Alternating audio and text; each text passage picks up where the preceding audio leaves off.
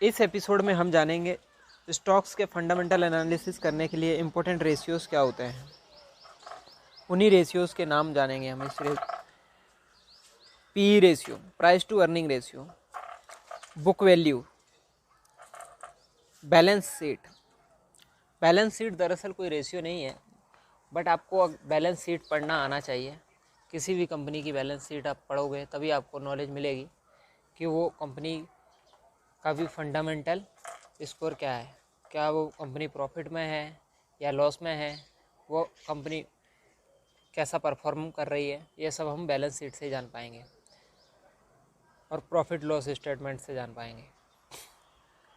Continuous profit, company का continuous profit कैसा है।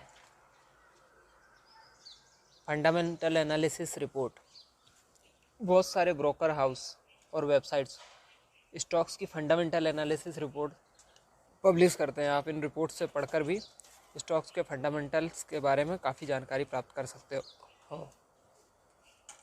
Stocks current P should be less than stock average P of last some years, 5 to 10 years। ये एक value investing के लिए ratio है कि अगर उसकी current P last 5 to 10 years की पी से कम है और स्टॉक अच्छा है तो प्रॉफिट आपको ज़रूर मिलेगा।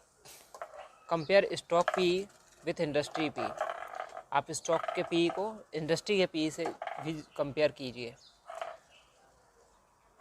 डेप्ट to equity ratio, nearly zero is good. डेप्ट टू इक्विटी रेशियो हमेशा कम होना चाहिए, अगर ज़ीरो है तो बहुत अच्छा है। इससे क्या होता है कि अगर कंपनी पे कुछ बुरे दिन आते हैं तो कंपनी उन बुरे दिनों में उभर सकती है क्योंकि उस पर कोई कर्ज नहीं है। Profits and sales growth, profits में भी ग्रोथ होनी चाहिए, उसके साथ साथ सेल्स में भी ग्रोथ होनी चाहिए।